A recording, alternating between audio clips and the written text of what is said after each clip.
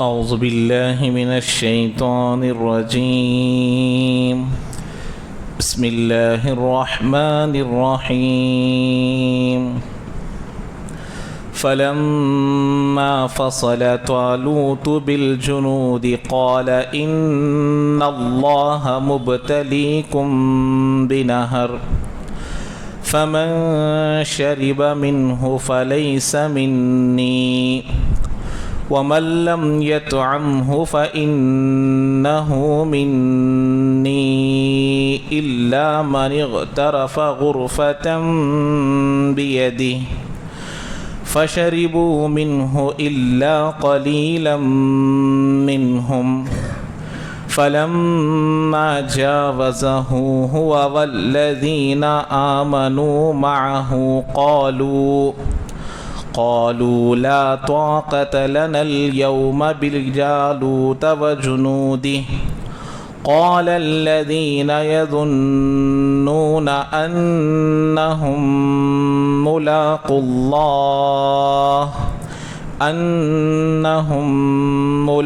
الله كم من فئة قليلة غلبت فئة كثيرة بإذن الله والله مع الصابرين. ولما برزوا لجالوت وجنوده قالوا ربنا أفرغ علينا صبرا وثبت أقدامنا وانصرنا على القوم الكافرين. صدق الله العظيم. تو گزشتہ درس میں حضرت طالوت اور جالوت کا ذکر آپ حضرات کے سامنے مختصر طور پر آ چکا ہے، اور جب جنگ کی نوبت آئی، مقابلے کا موقع آیا، تو تمام لوگوں نے حضرت شمویل علیہ السلام سے ایک بادشاہ کی تمنا کی کہ آپ ہمارے لیے کوئی بادشاہ منتخب فرما دیں، ہم ان کے جھنڈے کے نیچے، ان کے اقتداء میں، ان کے اقتدار میں ہم ان کے ساتھ جہاد کریں گے، ان کے ساتھ مقابلہ کریں گے۔ تو ان کی فرمائش پر جب اللہ تبارک و تعالیٰ سے دعا کی گئی نبی کے ذریعے سے، تو اللہ نے حضرت طالوت کو بادشاہ بنا دیا۔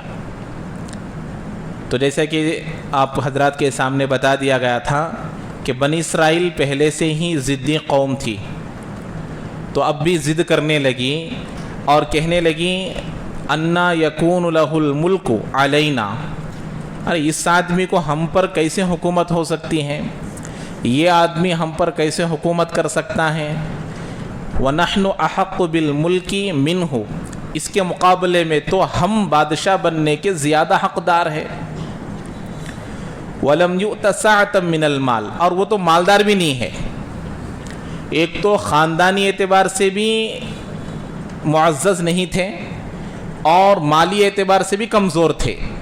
تو بنی اسرائیل ان دونوں تقاضوں کو سامنے رکھ کر کہا کہ یہ بادشاہ بننے کے لائق نہیں ہے۔ یہی سوچ آج پوری دنیا میں ہے کہ لوگ حکومت کے لیے مال کو اور خاندان کو معیار بنا رہے ہیں، اسی لیے نااہل بڑے بڑے عہدوں پر آج فائز ہیں۔ اسی کا نتیجہ ہے کہ دنیا میں فساد پھیل رہا ہے۔ صحابہ کے زمانے میں صلاحیت کو، علم کو، تقوی کو، پرہیزگاری کو، علمی سیاست، علمی شریعت، ہر اعتبار سے جس کے پاس علم ہوتا تھا اس کے حوالے حکومت کو کیا جاتا تھا۔ جیسے حضرت ابوبکر صدیق رضی اللہ تعالیٰ عنہ، کھانے کے لیے کھانا نہیں ہوتا تھا گھر میں، لیکن وقت کے خلیفہ بن گئے، تو حکومت کیسے چلی؟ تو آج دنیا میں بھی یہی چل رہا ہے، اسی لیے پیسہ پھینکو تماشا دیکھو، جس کے پاس پیسہ ہے وہی آج پورے کام کرتا ہے، وہی آج پورے چیزوں پر اقتدار حاصل کر رہا ہے۔ تو یہی اشکال بنی اسرائیل نے بھی حضرت شمویل علیہ السلام سے کی۔ تو اس کے بعد جواب دیا حضرت شمویل علیہ السلام نے، نبی کا جب جملہ، نبی کا جب فیصلہ آتا ہے تو نبی کا کہنا ہی مدلل ہے، نبی سے دلیل مانگنا یہ نبی پر یقین نہ ہونے کی دلیل ہے۔ اسی لیے آج اگر ہم اللہ کے نبی علیہ الصلاۃ والسلام کی باتوں پر، تعلیمات پر، اقوال پر اگر عمل نہیں کر رہے، ہم میں اور اس بنی اسرائیل میں کوئی فرق نہیں ہے۔ جیسے وہ سامنے نبی کہنے کے باوجود کہ طالوت کو تم پر بادشاہ بنایا گیا نہیں مان رہے، نبی کی زبان سے جملہ نکلنا ہی ایک بہت بڑی مدلل بات ہے، پھر بھی نہیں مان رہے تو نبی پر یقین نہ ہونے کی دلیل ہے۔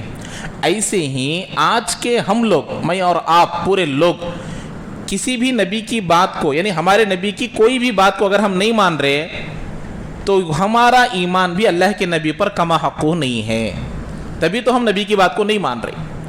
اگر نبی پر کما حق ہوں، اگر ہمارا ایمان آ جائے تو نہ ہمارا نکاح نبی کی سنت کے خلاف ہوگا، نہ ہمارا ولیمہ نبی کی سنت کے خلاف ہوگا، نہ ہمارا چہرہ نبی کے چہرے کے خلاف ہوگا، نہ ہمارا لباس نبی کے چہرے کے خلاف ہوگا، نہ ہماری پوری زندگی نبی کے زندگی کے خلاف ہوگی۔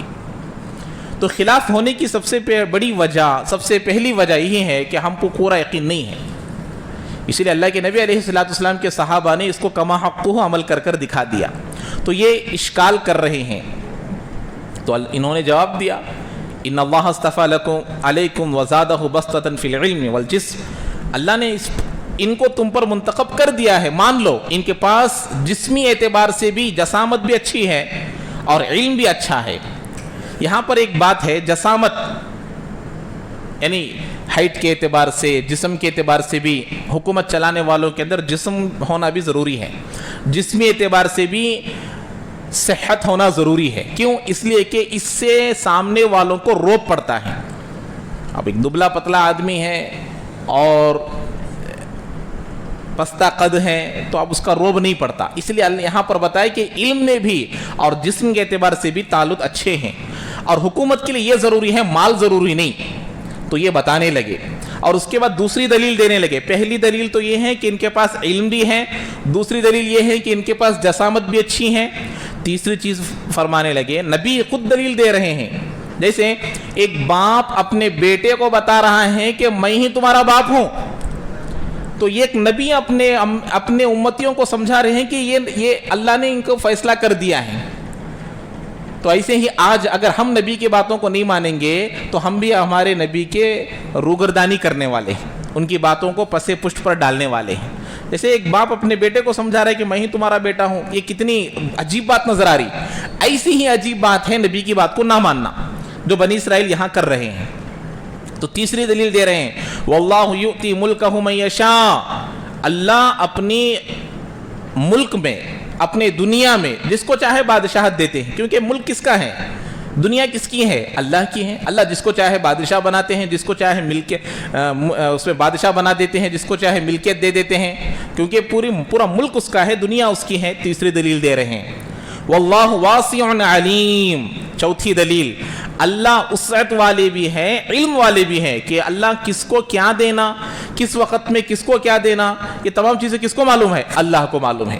یہ چار دلیلیں بھی دینے کی ضرورت نہیں تھی حضرت شمویل علیہ السلام کو، لیکن پھر بھی دیے۔ لیکن بنی اسرائیل، جیسے کتے کی دم ٹیڑھی کی ٹیڑھی ہوتی ہے، ایسے ہی بنی اسرائیل بھی ٹیڑھی کی ٹیڑھی تھی، تو اب وہ فزیکلی دلیل مانگنے لگے، نظر آنے والی دلیل، سمجھ میں آنے والی دلیل، دکھائی دینے والی دلیل۔ تو اب یہ پانچویں دلیل ہے حضرت طالوت کے حاکم بننے کی، بادشاہ بننے کی۔ اس سے بنی اسرائیل اس دلیل سے مان لی۔ جیسے آپ شروع سے دیکھتے آ رہے ہیں، سورہ بقرہ کے شروع سے بنی اسرائیل حضرت موسیٰ کو کیسا ستائے ہیں، کتنے دلائل مانگے، ذبح کرنے کو کہا گیا، اور پھر اللہ کو دیکھنے کا مطالبہ کیا گیا، منت سلوا ان کو دیا، بہت سارے پورا تذکرہ آپ کے پاس گزرا ہے۔ تو اب آخر کار ایک فزیکلی، پریکٹیکلی دلیل مانگ رہے ہیں، وہ بھی اللہ نے کر دکھلایا، اس کے بعد مانے۔ وہ کیا ہے؟ وقال لهم نبيهم ان آية ملكه ان يأتيكم التابوت فيه سكينة من ربكم وبقية مما ترك آل موسى وآل هارون تحمله الملائكة۔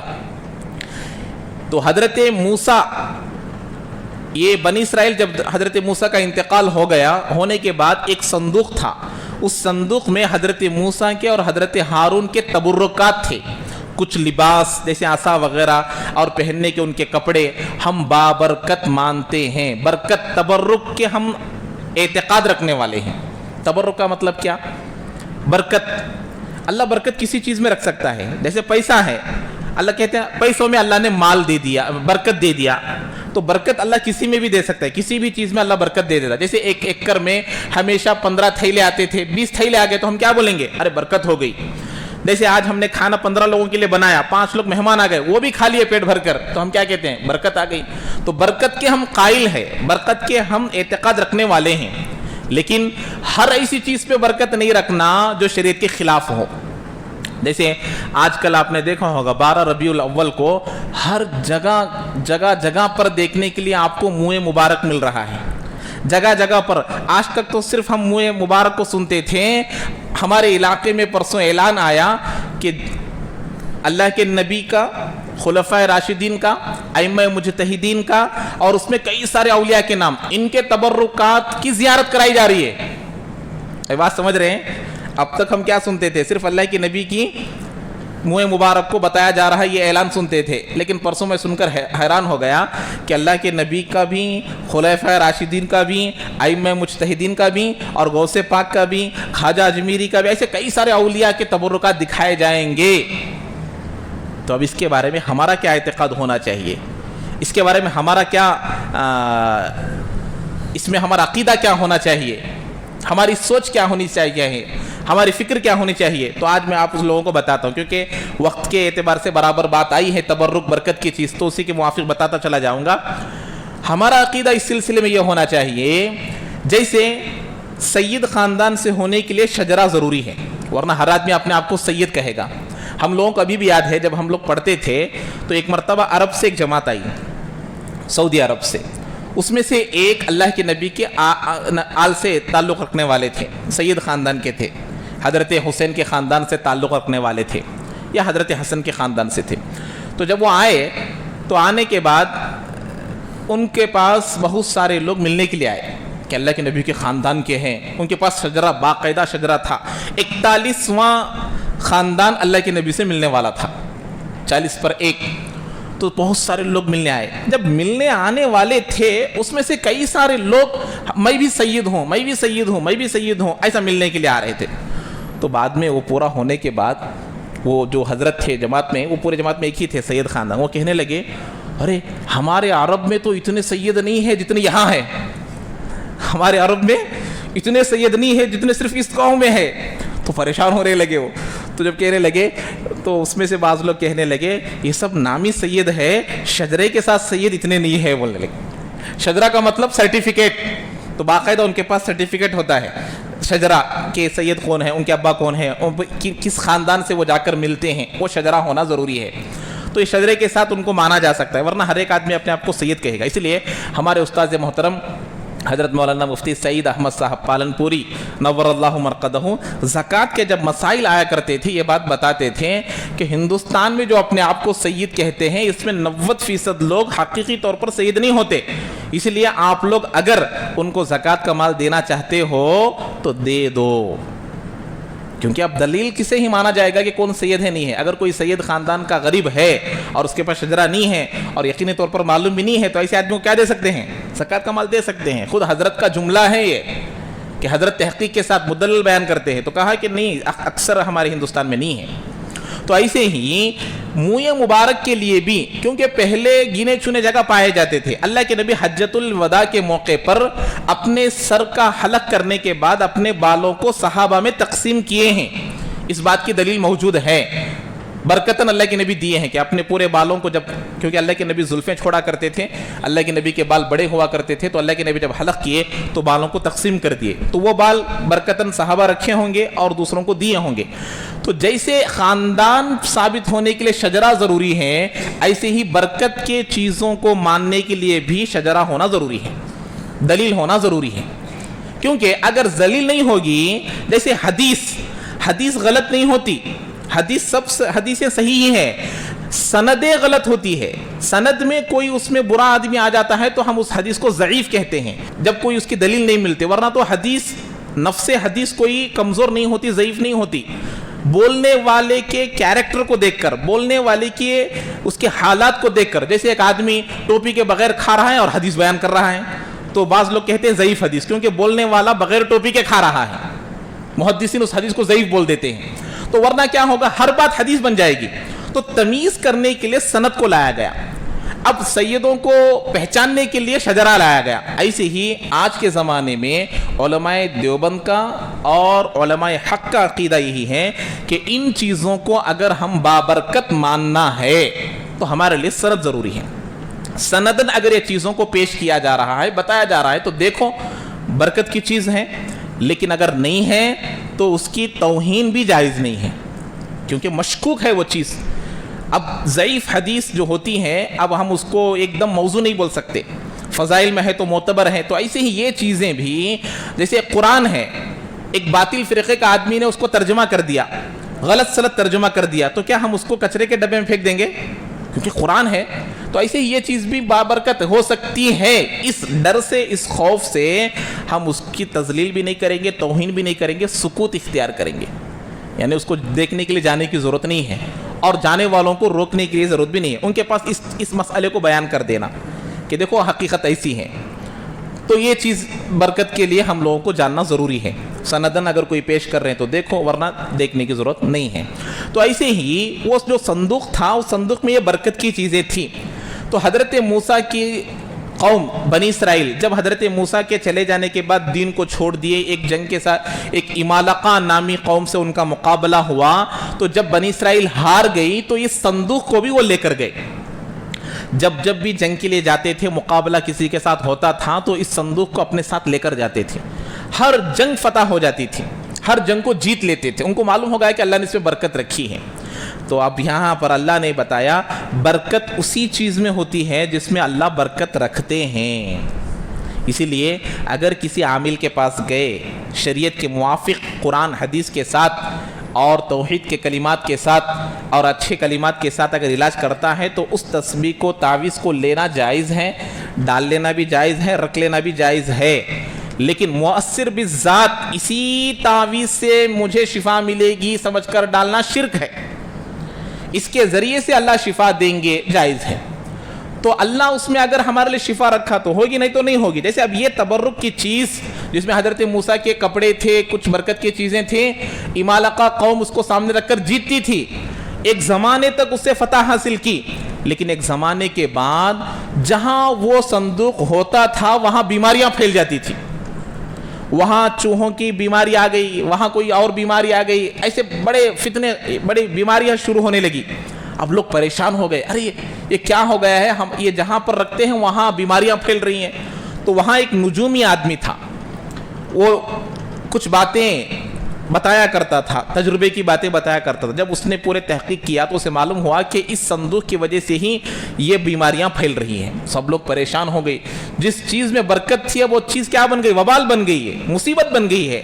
तो ये हमारे मुसलमानों के लिए भी एक दलील है कि अल्लाह जिस चीज़ में बरकत रखते हैं उसी चीज़ में बरकत होती है, उसी चीज़ में शिफा होती है, उसी चीज़ में असर होता है, वरना हर चीज़ में शिफा और असर नहीं हो सकता। तो बहरहाल अब वो क्या किए, लेकर जाने के लिए भी तैयार नहीं, बैल गाड़ी में संदूक को रखकर बैलों को आगे बढ़ा दिया कि जहाँ चाहे ये लेकर चले जाए, क्योंकि उसको देखना भी नहीं कहाँ जाता मालूम भी होना नहीं, छोड़ दिए। अब वो सामने ले जाकर कहाँ छोड़े कहाँ नहीं मालूम नहीं।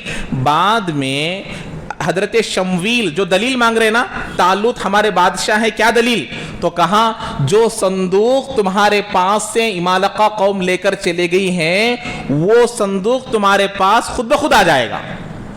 देखो अल्लाह अब इनको बादशाह साबित करने के लिए उस संदूक को किस तरीके से इनके पास लाया जा रहा है। अब वो लोग खुद ब खुद क्या कर दिए, बैलगाड़ी पर रखकर भेज दिए। फरिश्ते जहां वो बैलगाड़ी छोड़ दिए थे, वो बैलगाड़ी ले जाकर जहां उसको बंद कर छोड़कर आ गए थे, वहां से फरिश्ते लेकर आकर हजरत तालुत को दे दिए। अब ये लोग देखे, अरे इतनी बाबरकत चीज़ जो एक बड़ी कौम के पास चले गई थी वो खुद ब खुद हमारे पास आ गई है, वाकई ये हमारे बादशाह बनने के लायक है, तो बादशाह मान लिए।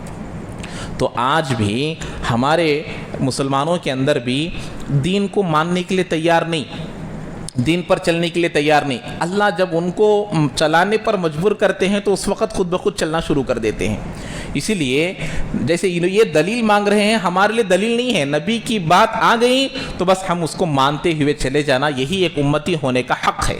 نہیں مانیں گے تو ہم نبی کے نافرمان ہیں، جیسے یہ بنی اسرائیل نبی کے نافرمان تھے۔ بہرحال اب یہاں وہ صندوق آ گیا خود بخود، تحملہ الملائکہ، فرشتے اٹھا کر لے کر آئیں گے۔ ان فی ذلک لآیۃ لکم ان کنتم مؤمنین، یقیناً اس میں تمہارے لیے نشانی ہے اگر تم ایمان رکھتے ہو۔ صندوق آ گیا، ان کا یقین بھی آ گیا کہ یہ بادشاہ بننے کے لائق ہے، پھر بھی اللہ کیا بول رہے ہیں؟ اس میں نشانی ہے، اس صندوق کے تمہارے پاس خود بخود آنے میں نشانی ہے، شرط ہے ان کنتم مؤمنین، اگر تم کیا رکھتے ہو؟ ایمان رکھتے ہو۔ تو معلوم ہوا اللہ پر ایمان رکھنا ہے، نبی پر ایمان رکھنا ہے تو دل سے ایمان رکھنے والا ہی مومن ہے۔ اگر دل سے ایمان نہیں ہے، صرف ظاہری طور پر مانتا ہے، تصدیق باللسان، اقرار باللسان، تصدیق بالقلب، یہ دونوں چیزیں پائے جانا، زبان سے اقرار بھی ہے اور دل سے تصدیق بھی ہے، یہ دونوں چیزیں ہوں گی تو ایمان مکمل ہوگا، ورنہ ایمان مکمل نہیں ہوگا۔ تو اسی لیے اب جیسے ہی وہ صندوق آ گیا مان لیے، لیکن دل مانتا کہ نہیں؟ دل مانے گا تو مومن، دل نہیں مانے گا تو مومن نہیں ہو سکتا، یہ بات بھی یہاں پر ثابت ہو گئی۔ تو یہاں تک یہ پوری باتیں اب تک حضرت طالوت کو بادشاہ بنانے اور بادشاہ ماننے کا بیان ختم ہو گیا۔ اب یہاں سے ایک بہت بڑا امتحان حضرت طالوت قوم کا لے رہے ہیں۔ یہاں پر میری بات گزشتہ درس میں ختم ہوئی تھی، جب کوئی بڑا کارنامہ ہونے والا ہوتا ہے تو ایک بہت بڑی بھیڑ جمع ہو جاتی ہے، چلو ہم بھی کریں گے، ہم بھی آ جائیں گے، ہم بھی تمہارے ساتھ شریک ہو جائیں گے، لیکن جب امتحان کا وقت ہوتا ہے تو کیا ہو جائیں گے؟ سب لوگ دور ہو جائیں گے، جیسے کہ بدر میں ہوا تھا، جیسے کہ احد میں ہوا تھا، خندق میں ہوا تھا، احزاب میں ہوا تھا۔ تو اسی لیے یہاں پر بھی ایک امتحان لیا گیا کہ کون سچے حصہ لینے والے ہیں اور کون پیچھے ہٹنے والے ہیں۔ اس امتحان لینے کو یہاں بیان کیا جا رہا ہے کہ اب جنگ میں کون جا سکتے ہیں کون نہیں۔ ڈائریکٹ اگر بولیں گے، براہ راست بولیں گے تم آؤ، تم مت آؤ، تم آؤ، تم مت آؤ، تو فتنہ ہو جائے گا، تم مجھے کیسے مت بول رہے ہیں، مت آنے کے لیے منع کر رہے ہو۔ تو اس لیے اللہ نے ایک امتحان، وہ کیا امتحان وہ اب آئے گا، دیکھیے۔ اب یہاں پر آگے کی بات بتا رہے ہیں، فلما فصل طالوت بالجنود، جب طالوت جو بادشاہ بن گئے اپنے لشکر کے ساتھ روانہ ہو گئے، قال ان اللہ مبتلیکم بنہر، اللہ تعالیٰ تمہارا ایک دریا سے امتحان لینے والے ہیں۔ کسے؟ دریا سے۔ فمن شرب منہ فلیس منی، جو کوئی اس دریا سے پانی پی لے گا وہ میرے لشکر میں شامل نہیں ہو سکتا۔ ایک فیصلہ ہو گیا۔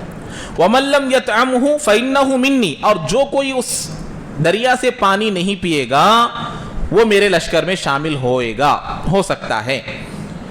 الا من اغترف غرفۃ بیدہ، لیکن جو کوئی چلو بھر پی لے، ایک دو چلو پی لے گا وہ اس سے مستثنا ہے، وہ بھی میرے لشکر میں شامل ہو سکتا ہے، لیکن پیٹ بھر کر پینا نہیں ہے۔ فشربوا منہ الا قلیلا منہم، ان میں سے اکثروں نے پیٹ بھر کر پانی پی لیے، اکثروں نے پیٹ بھر کر پانی پی لیے، الا قلیلا منہم، لیکن اس میں سے تھوڑے تھے جنہوں نے پیٹ بھر کر پانی نہیں پیے، ایک دو چلو پیے ہوں گے، چھوڑ دیے ہوں گے۔ اور مفسرین نے لکھا ہے اور بخاری شریف کی حدیث بھی ہے، ان کی تعداد 313 تھی جو کم پانی پینے والے تھے یا بالکل پیے نہیں ہیں۔ کتنے تھے؟ 313۔ یہی وہ تعداد ہے جو جنگ بدر کے صحابہ کی تھی، 313۔ تو اب یہاں پر دیکھیے ایک بات سمجھنے کی ہے۔ اچھا یہ آیت ختم کر دیتا ہوں، اس کے بعد اس سے نکلنے والے جو نکات ہے وہ میں بیان کرتا ہوں۔ فلما جاوزہ هو والذین آمنوا معه، جب حضرت طالوت اس دریا کو پار کر گئے اور وہ لوگ جو ان پر ایمان لے کر آ گئے، یہاں ایمان لانے کا مطلب اللہ پر ایمان نہیں، جو لوگ اس دریا سے پانی نہیں پیے یا صرف ایک یا دو چلو پیے، وہ لوگ دریا کو پار کر کر چلے گئے۔ اب یہ لوگ پانی پیٹ بھر کر پی لیے، کہنے لگے قالوا لا طاقت لنا اليوم بجالوت وجنودہ، آج ہمارے پاس طاقت نہیں ہے جالوت کے لشکر کا مقابلہ کرنے کا۔ پانی پیٹ بھر کر پی لیا اور پی کر یہی فیصلہ کر رہے ہیں کہ ہم مقابلہ نہیں کر سکتے۔ حضرت طالوت ان کو واپس بھیجنے کے بجائے خود کیا ہو رہے نو، واپس چلے جا رہے، اور اتنی پیاس لگی پانی نکو پیو بول رہے ہیں، یہ عقل میں آنے والی بات کیا؟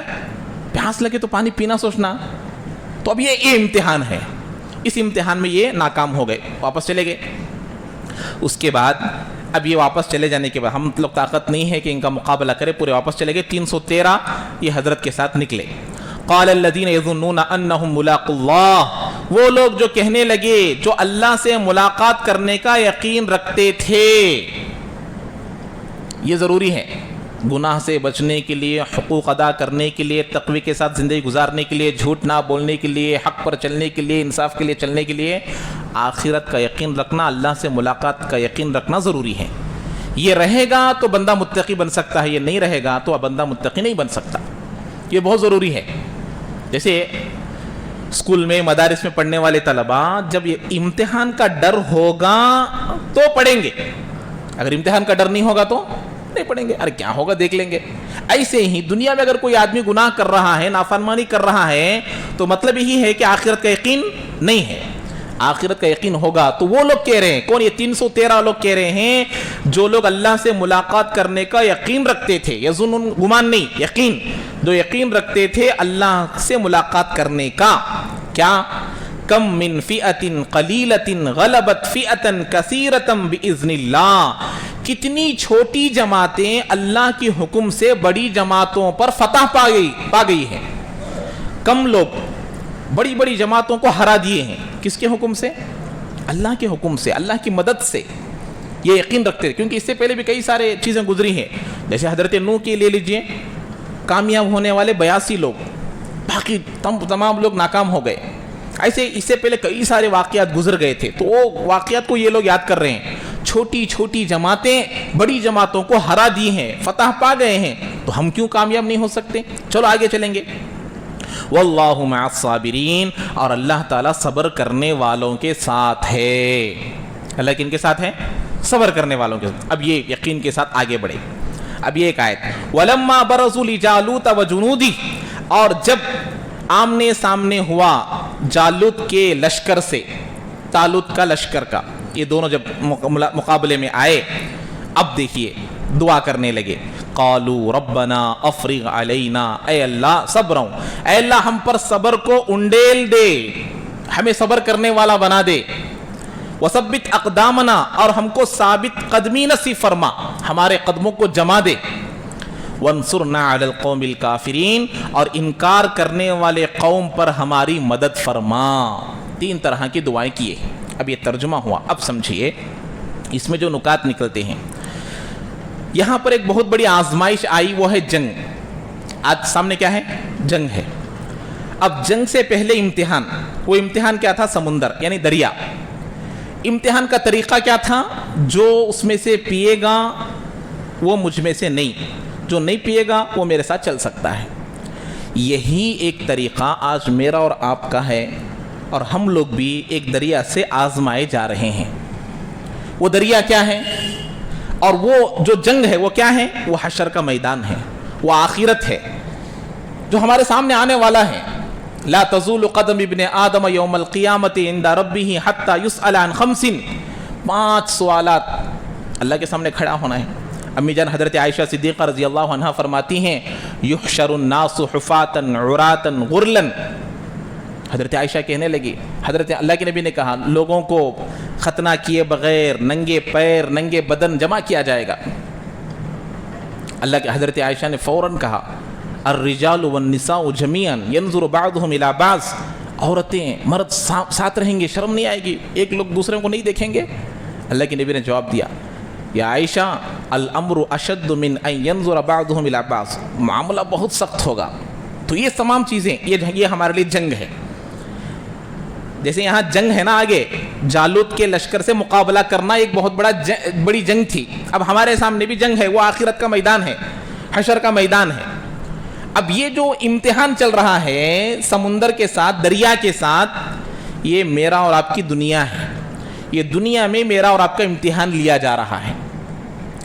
اب جب ہم لوگ گناہ کر لیں گے، گناہ کا موقع ملا، گناہ کر لیں گے، تو ہم لوگ پیٹ بھر کر پانی پی رہے ہیں. جیسے ہی بدنگاہی کرنے کا موقع ملا، کھل کر بدنگاہی کر لیے، جھوٹ بولنے کا موقع ملا تو یہاں سمندر میں، دنیا کے سمندر میں جھوٹ بول کر اپنے پیٹ کو بھر لیے، بدنگاہی کر کر اپنے پیٹ کو بھر لیے، دھوکہ دے کر اپنے پیٹ کو بھر لیے، تو اب کیا ہوگا؟ ہم لوگ کامیاب نہیں ہو سکتے، اللہ کے متقیوں کے لشکر میں جمع نہیں ہو سکتے۔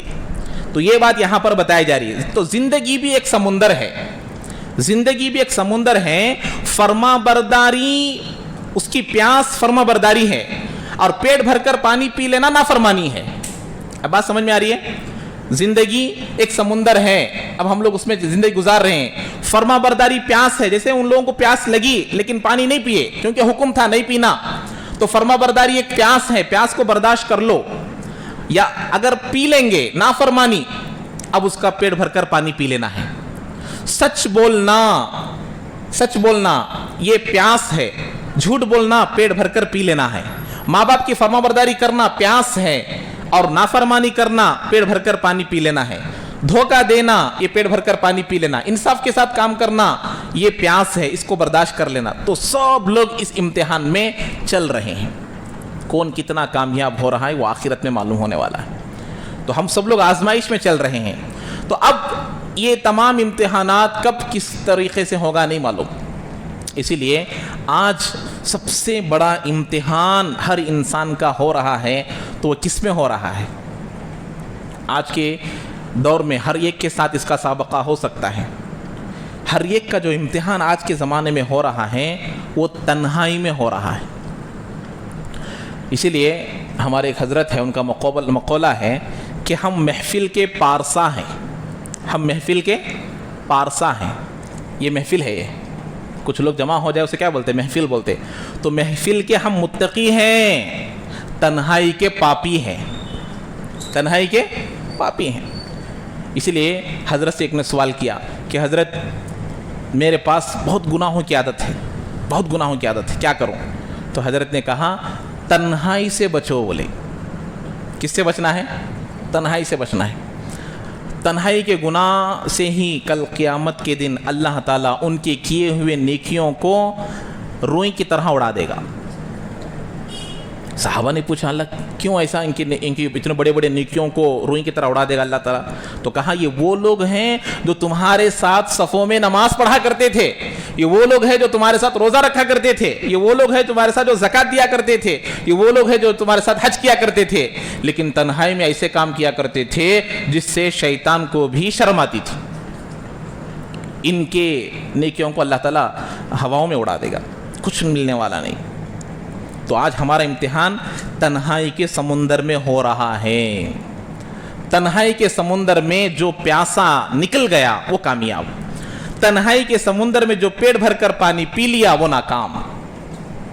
تنہائی کا سمندر بڑا امتحان ہے، بڑا امتحان ہے۔ یہ گناہوں کی جڑ ہے، یہ گناہوں کی جڑ ہے تنہائی۔ بسا اوقات تنہائی کے گناہ اکیلے ہوتے ہیں، بسا اوقات تنہائی کے گناہ دو کے ساتھ ہوتے ہیں۔ اللہ کے نبی کی حدیث ہے، میں الفاظ بھول رہا ہوں، اللہ کے نبی نے کہا جب کوئی آدمی کسی غیر محرم کے ساتھ جمع ہو جاتا ہے تو وہاں تیسرا ثالثھا الشیطان، تو وہاں تیسرا شیطان آ جاتا ہے۔ آج تنہا آدمی ہے، اس کا دوسرا موبائل ہے، تیسرا شیطان ہے۔ آج پہلا آدمی، اس کا دوسرا کون ہے؟ اللہ کے نبی نے حدیث میں کہا جب ایک آدمی ایک عورت کے ساتھ جمع ہو جاتا ہے تنہائی میں تو تیسرا کون آ جاتا؟ شیطان آ جاتا۔ تو آج میں اللہ کے نبی کی تشریح میں یہ بات کہہ رہا ہوں، ہو سکتا ہے کہ اللہ کی ذات سے امید ہے کہ بات صحیح ہو، جب بندہ اکیلا موبائل کے ساتھ جمع ہو جائے تو تیسرا شیطان جمع ہو جاتا ہے۔ گناہ کرنے کے لیے پہلے زنا کے اڈے کو جانا پڑتا تھا، گناہ کرنے کے لیے پہلے سنیما تھیٹر کو جانا پڑتا تھا، نہیں، آج وہ سب ضرورت نہیں ہے، بس تنہائی ملی تو بس۔ تو تنہائی کے سمندر میں ہم لوگ آج، بعض لوگ اس میں ٹخنوں تک ڈوب گئے ہیں، تنہائی کے سمندر میں بعض لوگ گھٹنوں تک ڈوب گئے ہیں، بعض لوگ کمر تک ڈوب گئے ہیں، بعض لوگ گردن تک ڈوب گئے ہیں، بعض لوگ اس میں تیر رہے ہیں۔ کیا کر رہے ہیں؟ تیر رہے ہیں۔ اللہ ہم سب کی حفاظت فرمائے، اللہ ہم سب کی حفاظت فرمائے۔ اللہ اکبر کبیرہ۔ تو بہرحال تو اب یہ امتحان ہو رہا ہے۔ حضرت طالوت کے लश्कर का इस तरीके से आज उम्मत मोहम्मदिया का भी इम्तिहान दिया जा रहा है हर एतबार से। बहरहाल अब यहाँ पर एक अदब सिखाया जा रहा है। जब भी कोई बड़ा कारनामा अंजाम देना है तो 3 चीज़ों की ज़रूरत होती है, वो 3 चीज़ों की दुआ सिखाई जा रही है। इम्तिहान हो, मुकद्दमा हो, जंग हो, कोई भी कारनामा हो, 3 चीज़ें। क्या क्या दुआ करना है अल्लाह को? ऐ अल्लाह हम पर सब्र उंडेल दे। सब्र की सिफत, अल्लाह को सब्र मांग सकते हैं, सब्र की दुआ अल्लाह ने दी है, लेकिन ऐसा सब्र जहां पर जो हमारे अंदर सहने की ताकत हो, वो सब्र हम अल्लाह से मांग सकते हैं। उससे हद से बढ़कर के सब्र की जरूरत नहीं है। तो क्या बोल रहे हैं? ऐ अल्लाह हम पर सब्र को उंडेल दे। सब्र की 3 किस्में हैं। एक इताअत पर, ये भी सब्र है, और मासियत पर, गुनाह ना करना भी एक सब्र है, और आने वाली मुसीबतों पर सब्र करना, ये भी एक सब्र है। इन तीनों को मिलाकर सब्र होता है। नमाज का वक्त हो गया, अब नमाज पढ़ना एक सब्र, ये सब्र है। गुनाह का मौका मिल गया, गुनाह ना करना, ये भी एक सब्र है। बीमारी की एक मुसीबत आ गई, इस पर भी सब्र करना, ये भी सब्र है। ये तीनों मिलाकर करना। इसीलिए हमारे ही हजरत का एक जुमला है, आज हम बड़े बड़े गुनाहों से बचे हैं तो इसकी वजह यह है कि हमको मौका नहीं मिला। अगर मौका मिल गया तो हम गुनाह कर लेंगे, तो मौका नहीं मिलने पर हमने गुनाह नहीं किया। बहरहाल ये 2-3 दुआएं किए। क्या किए? ऐ अल्लाह हम पर सब्र को उंडेल दे, तो अल्लाह को सब्र मांगना। हम लोग तन्हाई के समुंदर में आजमाए जा रहे, दुनिया के समुंदर में आजमाए जा रहे, बताया ना पूरी तफसील। तो अब अल्लाह से हम लोग दुआएं करना कि ऐ अल्लाह इस तन्हाई के समुंदर में, इस दुनिया के गुनाहों के समुंदर में हम पर सब्र को उंडेल दे। कहीं का सब्र? गुनाह ना करने का सब्र, गुनाहों से बचने का सब्र, झूठ बोलने का मौका आया, झूठ ना बोलने का सब्र, बदनिगाही का मौका आ गया, बदनिगाही ना करने का सब्र, सूद लेने का मौका आ गया, सूद ना लेने का सब्र। तमाम हर चीज में आप लोग इसको मुआजना कर कर देख सकते हैं। अल्लाह से मांगो। वसब्बित अक़दामना, और वहां जमकर रहने की ताकत दें। एक मर्तबा बदनिगाही से बच गए, मौत तक कामयाब हो गए क्या? कितने बार होता मालूम नहीं। इस पर जमा दे, जब जब भी ये गुनाह का मौका आ जाए उससे बचने की तौफीक दे। सब्बित अक़दामना, हमारे कदमों को जमा दे, गुनाह ना करने में हमको साबित कदमी दे दे, ये अल्लाह को मांगना। और काफिरीन पर हमारी मदद फरमा। आज अल्लाह के नबी की हदीस है, मुबारक है, क़ियामत के करीब लोग अच्छाई का हुक्म करना छोड़ देंगे, बुराई से रोकना छोड़ देंगे। सहाबा परेशान हो गए। अल्लाह के नबी ने कहा इससे भी बदतरीन ज़माना आएगा, गुनाहों की दावत देंगे, बुराइयों से अच्छाई से रोकेंगे।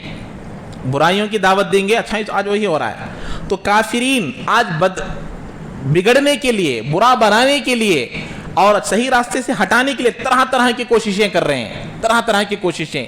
हर नाजायज अम्र को जायज करा कर दिखा रहे हैं, हर गुनाह के काम को अच्छा कर कर दिखा रहे हैं। तो अल्लाह से हम दुआएं मांगना कि अल्लाह जो बुरा है उसको बुरा कर कर ही दिखा, और जो हमारे खिलाफ साजिशें कर रहे हैं उनके मुकाबले में हमारी मदद फरमा। ये चीज़ें यहाँ पर, ये 3 दुआएं करना है। अब बाद में देखिए, फ़हज़मूहुम बिइज़्निल्लाह, यही एक अदा अल्लाह के नबी ने बदर में किए थे। 313 का जब मुकाबला हुआ, 313 और 1000 का जब मुकाबला हुआ, तो अल्लाह के नबी फ़ौरन अपने अंदर, जो अल्लाह के नबी जो अपना कमरा था उसके अंदर गए और जाकर वहाँ पर खैमे में गए और दुआ करने लगे कि अल्लाह ये मुट्ठी भर लोग हैं, आज आप इनको फतह दे देंगे, क़ियामत तक आपका दीन ज़िंदा रहेगा, वरना ये आज मेरी मुट्ठी भर सहाबा ख़त्म हो जाएंगे तो क़ियामत तक ये रोए ज़मीन पर तेरा नाम लेने वाला नहीं रहेगा। दुआ मांगे। तो ये एक हमको सबक सिखाया जा रहा है कि जब भी कोई कारनामा अंजाम देना है तो क्या करना है।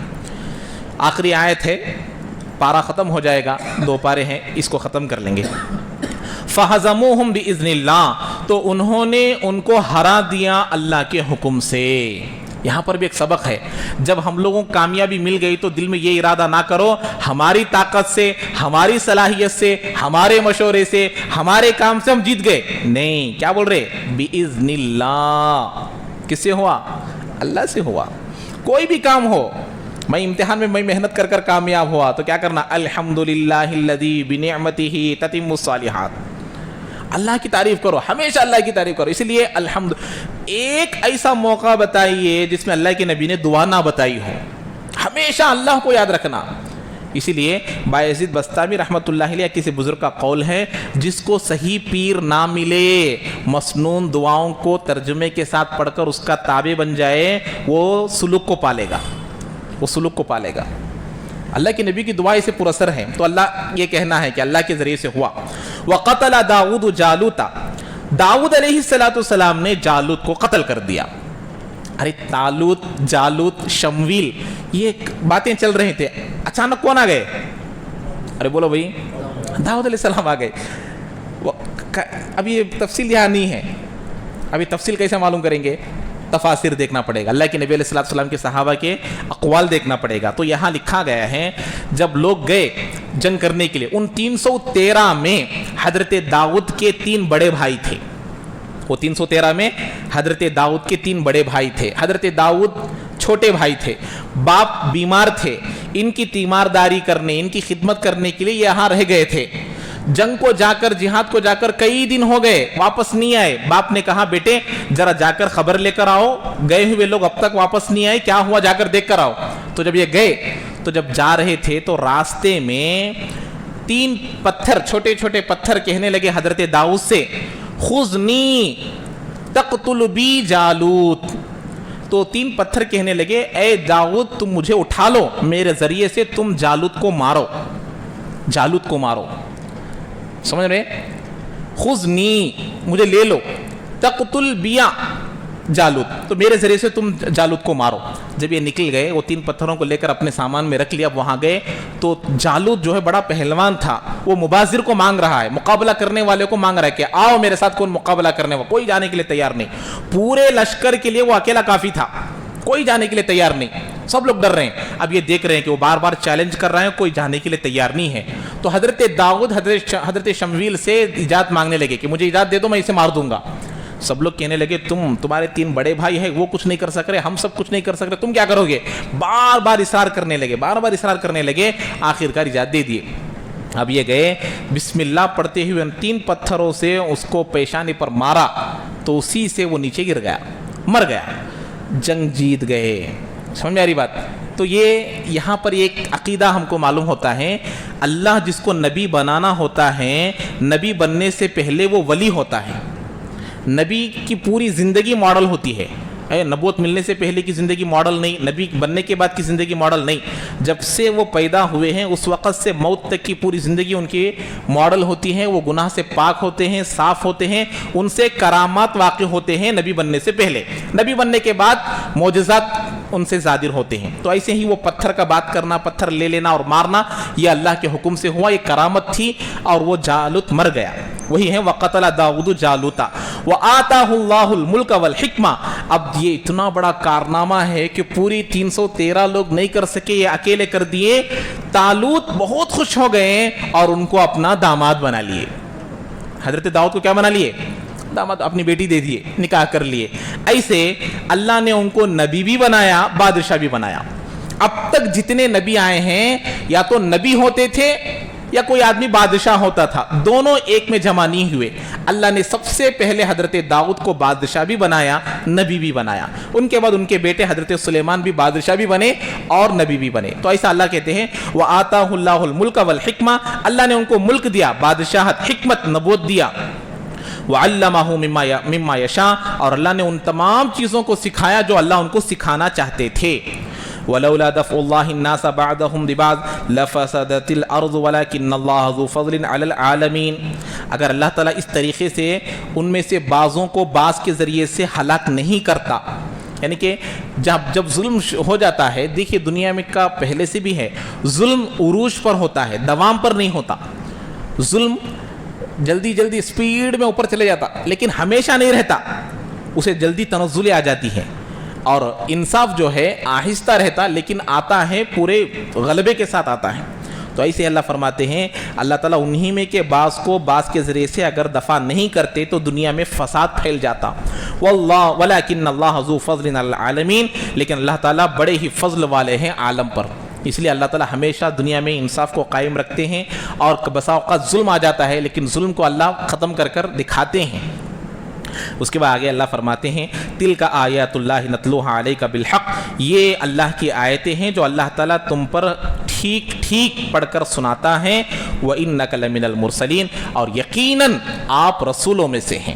یہاں اللہ کے نبی کی رسالت ثابت ہو رہی ہے کہ اللہ کے نبی حق صحیح رسول ہیں، صحیح نبی ہیں، کیونکہ اس واقعے کو حق کے ساتھ بیان کرنا، پہلے کیا تو بھی نیٹ تھا کیا، کوئی نیوز تھا کیا، یا کوئی ویڈیو تھی، یا کوئی کتابیں تھیں، نہیں، پھر بھی اللہ کے نبی پورے واقعے کو بیان کر رہے۔ کیوں بیان کر رہے ہیں؟ اللہ نبی کو بیان کر رہا ہے، تو اس سے کیا معلوم ہوا؟ وہی آپ کے پاس آ رہی ہیں اور آپ برحق نبی ہیں، یہ ثابت ہو رہا ہے۔ اب یہاں سے رسولوں کا تذکرہ ہو رہا ہے، تو اب اسی لیے اس کے بعد رسولوں کا تذکرہ، تلک الرسل، اب ایسے ایسے رسول ہے جن کی فضیلتیں ہیں ایک سے ایک کے بعد پر، اب وہ شروع ہوگا۔ تو اب 2 پارے ہو گئے اللہ کے فضل و کرم سے، اب تیسرا پارہ انشاءاللہ اگلے درس میں شروع ہوگا۔ یہاں پر ایک قابل غور بات ہے، بائبل جن لوگوں کو انگریزی ہندی وغیرہ پڑھنے آتی ہے، بائبل کا بھی پڑھ سکتے ہیں، لیکن علماء کی نگرانی میں پڑھنا ہے، علماء کی نگرانی کے بغیر نہیں پڑھ سکتے۔ تو بائبل میں کئی ساری باتیں اسرائیلی روایتیں ہیں۔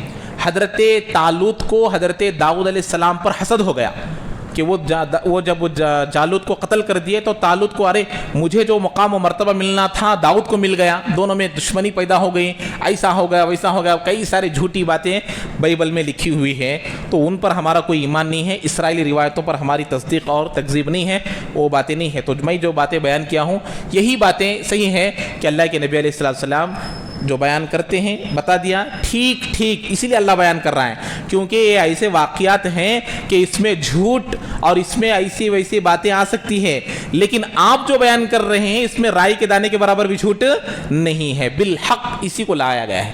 اب انہی رسولوں کا تذکرہ تیسرے پارے سے شروع ہوتا ہے۔ اللہ تعالی ہم تمام کو عمل کی توفیق نصیب فرمائے۔ تو اگلے درس سے انشاءاللہ تیسرا پارہ شروع ہوگا۔ اللہ تعالی ہم تمام کو کہنے سننے سے زیادہ عمل کی توفیق نصیب فرمائے، تقوی اور پرہیزگاری کے ساتھ زندگی گزارنے کی توفیق نصیب فرمائے، نبی کی کامل طور پر اتباع کرنے کی توفیق نصیب فرمائے، اور قرآن کے احکامات پر عمل کرنے کی توفیق نصیب فرمائے۔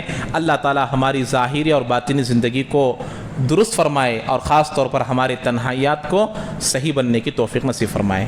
سبحان اللہ وبحمدہ، سبحانک اللہم وبحمدک، ونشہد ان لا الہ الا انت، نستغفرک ونتوب الیک۔